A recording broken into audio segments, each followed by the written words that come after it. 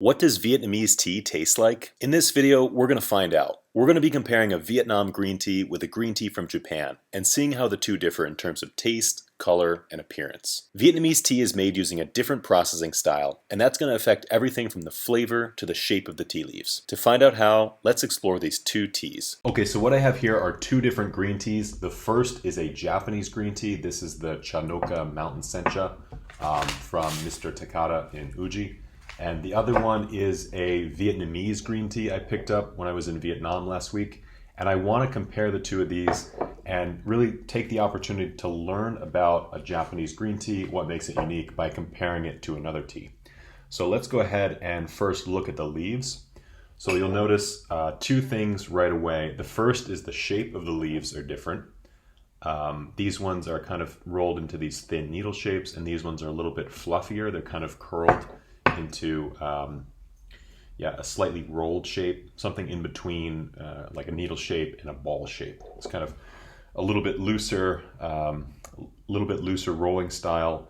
It takes up more space. It kind of forms like a pile, whereas this one kind of lays flat here. And this is all based on the rolling technique. They have different rolling techniques, which we can get into a little bit later. But let's also look at the color. So you notice right away, this one has very dark leaves and this one has slightly lighter leaves. This could be due to a couple of different factors. One could be the age of the leaves used, so if it's younger pickings or older leaves, but also what can change the color is the shading. So this tea is lightly shaded. This is something that's done in Japanese teas. I don't believe it's common in Chinese teas, or certainly not Vietnamese teas.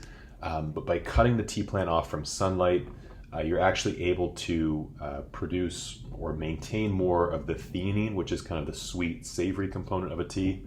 And this is the flavor profile that's really celebrated in Japanese green teas in particular. So this shading technique is a tool that a farmer can use in order to improve the flavor, make it smoother and sweeter, slightly more savory as well. This technique wouldn't be applied to this Vietnamese tea. And that's why you're noticing a difference in color. So this one's dark green, this one's lighter in green. So I mentioned the rolling style of these two teas. This is kind of rolled in more of a Chinese style, I would say. Kind of looser, pan-fired, which we're going to talk about later on as well. And this one is kind of the typical Japanese tightly rolled tea. The Japanese tea production process is much more mechanized. You have a lot more machinery that's kind of equipped to produce this like perfect tightly rolled needle shape that you can see here. And this is the case for Chinese teas. It's most likely the case for Vietnamese teas as well. The tea production process in China and in Vietnam and in India is much more hands-on. There's much less machinery used. It's more done by hand. So this is why you get these differences in the rolling of the two teas. So let's go ahead and brew these up and really see the difference between them in terms of flavor and color. Okay, so it's been about a minute. I'm just going to kind of dip each of these one or two times, because the strainer, it's good for these tasting comparisons, but it's actually not the best tool for brewing tea because it doesn't give the leaves enough space. So I'm trying to compensate for that by just dipping the strainer in and giving the leaves a little bit more of an opportunity to open up. Okay, so let's take a look at the color first. So from my angle, it's pretty striking. This one is kind of this beautiful yellowish green color. And this one is still a beautiful but very different yellow color, a little bit more golden. So very different colors between the two teas. Let's go ahead and go for the taste. So first this one. So this is really nice actually. So this tea is one I picked up in Hoi An. It's actually very affordable. It's just kind of something I picked up at a little shop. And I'm actually pretty impressed with the flavor based on the price. It's definitely not what I would consider like a premium quality tea, but for the price I paid, I'm very satisfied with it. It's actually quite a good tea. It tastes similar to Chinese gunpowder, If you're familiar, this is kind of the most common tea you'll find in China. It's a green tea that kind of has a little bit of a smoky aroma to it. And this is what I'm getting here. I'm definitely getting more of this slightly smokiness, not so harsh like you'd get in a Lapsang Souchong, but it's just kind of this light, very intense roasted, slightly smoky flavor. Let's go ahead and compare it to the Sencha.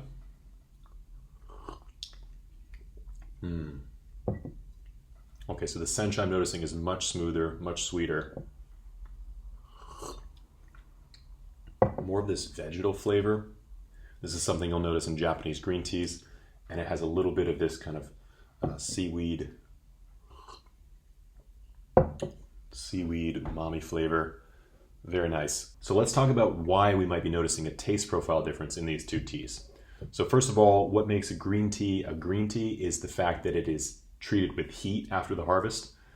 So when you pick the tea leaves, they're gonna begin to oxidize naturally. And the enzyme oxidase is gonna break the tea leaf down and convert the polyphenols into theaflavins and theorubicins. And this is what you would see in a black tea. So a black tea is a fully oxidized tea, and it takes on less of this natural grassy flavor that you would get from the tea leaf and more of this kind of warmer caramel flavor. And if a farmer wants to lock in that natural vegetal, slightly grassy flavor profile, the farmer's going to need to heat the leaves to stop the oxidation process. So a green tea is essentially an unoxidized tea that's been kind of heated after the harvest. Now, where it gets interesting is China and Japan, and by extension Vietnam, follows the Chinese production style. They have different methods to do this. So in China, they're going to pan fire the tea leaves. In Vietnam, it's the same as well. They're going to take the leaves that have been harvested and put them into a giant wok, and they're going to turn them by hand. In Japan, what they'll do is they'll use like a steam bath, so they'll actually steam the tea leaves. And this kind of gives the leaves a greener color. It gives the final liqueur more of a green color, so this is kind of a yellowish green. There are teas that are completely green, but this is more typical for a Japanese green tea. It's got this yellowish green. Whereas the Chinese green teas, Chinese green teas and Vietnamese green teas have more of this golden yellow color. When it comes to the flavor, if you think about kind of cooking leaves, this is similar to if you were to, cook vegetables in a wok versus steam them. They're going to take on completely different flavors. So for the Japanese teas made using the steaming method, they're going to have, like I would say, more of a natural steamed vegetable flavor, whereas the teas made using the roasting method are going to have more of a cooked flavor. You can have notes of nuts, kind of roasted cashews, roasted hazelnuts, things like that, and fruit as well. So that's not to say that the roasted teas, the pan roasted teas, are more complex. They just have kind of a different spectrum of flavors. So both of these teas are quite good. Obviously I'm biased, but I prefer the Japanese teas because they just have this intense steamed vegetable flavor that's really hard to find elsewhere. This one is a good tea. It's got more of a roasted flavor profile. Definitely no complaints from me. It's just, if you're looking for something that's a little bit smoother, sweeter, and more of this kind of natural vegetal flavor, I would recommend you go for a Sencha tea rather than like a Chinese gunpowder or a Chinese green tea. Both China and Japan and Vietnam produce very good teas, but it just depends on what you're looking for, because the priority is to capture different flavor profiles with each. So if you're interested in trying this tea, you can go to neoteas.com and look for the Chanoka Mountain Sencha. This is a tea that we found when we were traveling around Japan, and we met with Mr. Takada in Uji, and it's definitely been a great addition to our collection. It has a nice sweet flavor to it. Very light. It's got a little bit of that sweet corn in the finish. Really enjoyable tea. It's pretty typical of Sencha, so it's a good representation of a Japanese green tea. So thank you all so much for taking the time to watch this tasting. We would really appreciate it if you could try some of our teas and let us know what you think. But until then, we'll see you next time.